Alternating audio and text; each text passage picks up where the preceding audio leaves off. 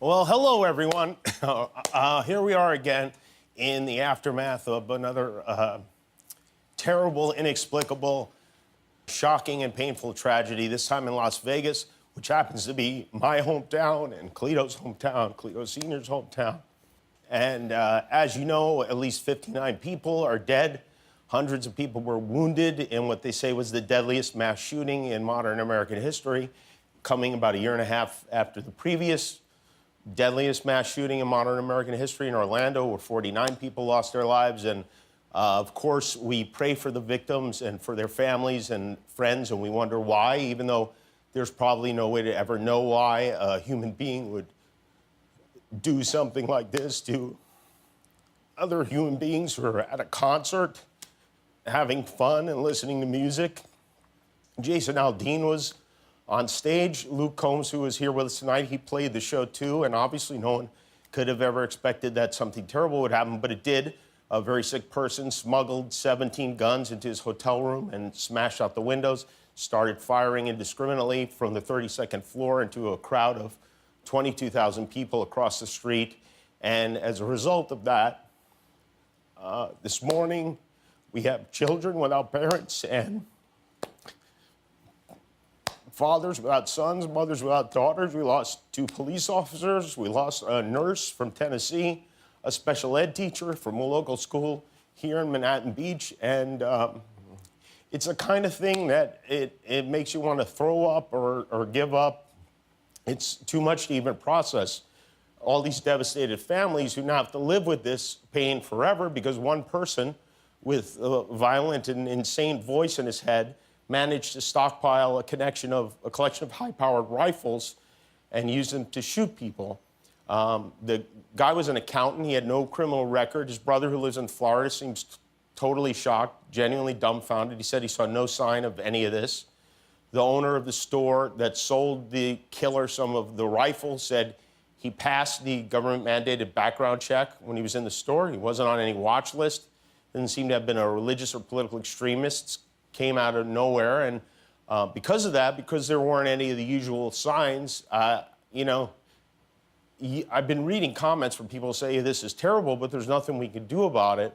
But I disagree with that intensely, because of course there's something we can do about it. There are a lot of things we can do about it, but we don't, which is interesting because when someone with a beard attacks us, we tap phones, we invoke travel bans, we build walls, we take every possible precaution to make sure it doesn't happen again. But when an American buys a gun and kills other Americans, then there's nothing we can do about that. And Second Amendment, I guess, our forefathers wanted us to have AK-47s, is the argument, I assume. Orlando, Newtown, Aurora, San Bernardino, every one of these shootings, the murder used automatic or semi-automatic rifles, which are not weapons you use for self-defense. They're weapons designed to kill large numbers of people in the shortest possible amount of time. And this guy reportedly had 10 of them in his room, apparently legally. At least some of them were there legally. Why is that allowed? I don't know why our so-called leaders continue to allow this to happen. Or maybe a better question, why do we continue to let them to allow it to happen? 5 people got shot in Lawrence, Kansas last night. 3 of them died. It didn't even make a blip because this is just a regular part of our lives now. And you know what will happen? We'll pray for Las Vegas. Some of us will get motivated. Some of us won't get motivated. The bills will be written. They'll be watered down. They'll fail. The NRA will smother it all with money. And over time, we'll get distracted. We'll move on to the next thing. And then it will happen again and again.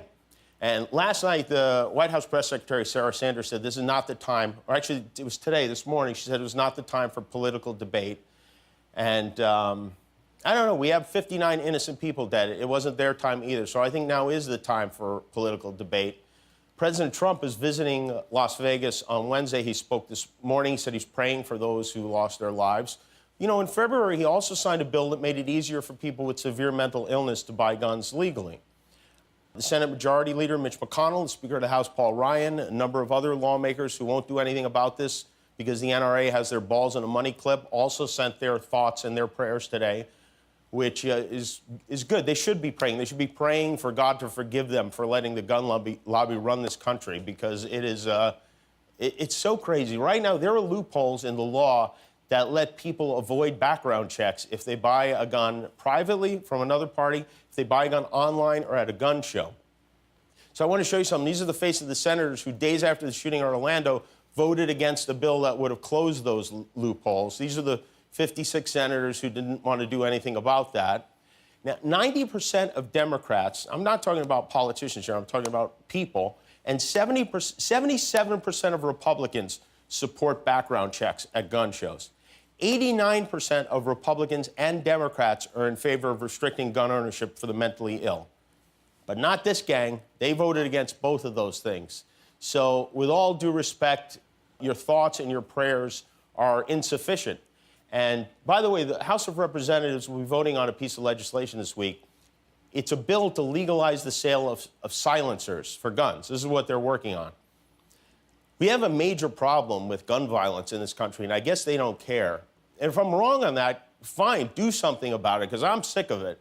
And, you know, I want this to be a comedy show. I hate talking about stuff like this. I just want to, you know, laugh about things every night. But it seems to be becoming increasingly difficult lately. It feels like someone has opened a window into hell. And what I'm talking about tonight, it isn't about gun control. It's about common sense. Common sense says no good will ever come from allowing a person to have weapons that can take down 527 Americans at a concert. Common sense says you don't let those who suffer from mental illness buy guns. You know, in June of last year, the NRA fought to make sure people on the no-fly list can buy guns. They aren't allowed to get on a plane. They're allowed to own a very dangerous gun. Who thinks that makes sense? Them, I guess, the people who voted with the NRA. Maybe I'm nuts, but I would like to think we can put politics aside and agree that no American citizen needs an M16 or 10 of them. And maybe that way we don't do this again. I mean, that seems very reasonable to me.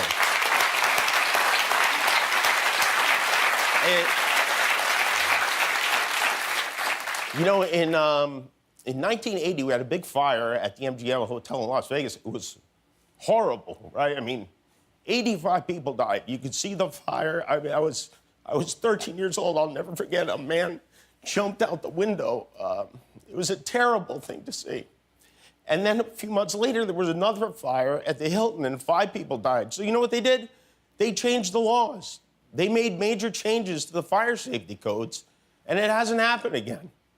Why would we approach this differently? It's a public safety issue, and something needs to be done already. So tell your congresspeople to do something. I mean, it's not enough to send your love and prayers, and we do. We send our love and support and whatever else is needed to Las Vegas and to the families from all over the country and Canada who had the worst night of their lives last night.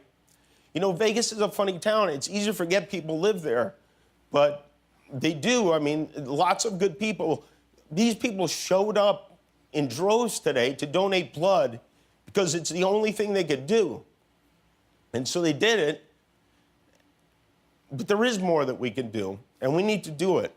And thank God for the police in Las Vegas who risked their lives trying to locate the man with the gun. Thank God for the doctors and nurses and firefighters and paramedics who rose to the occasion, as they always seem to do when we need them to. And for the concert goers themselves who helped each other, who threw their bodies on top of each other, who drove their private cars full of people who were bleeding to the hospital. You know, don't forget them. And don't forget what's going on in Puerto Rico either, because just because they're not the lead story today, they still need help. And if you want to help either one of those cities, Puerto Rico is not a city, obviously, but Vegas or Puerto Rico, a good way to do that is to give to the American Red Cross. There's the information right there on the screen. And we send all our love to our family and friends in Las Vegas and to everyone affected by this terrible event. I'm sorry for getting emotional. I'm not great with this kind of thing, but I just think it's important, you know? So, thanks for watching. If you like that, subscribe to our YouTube channel for all the latest videos. And if you didn't, subscribe anyway. It's free. Who cares?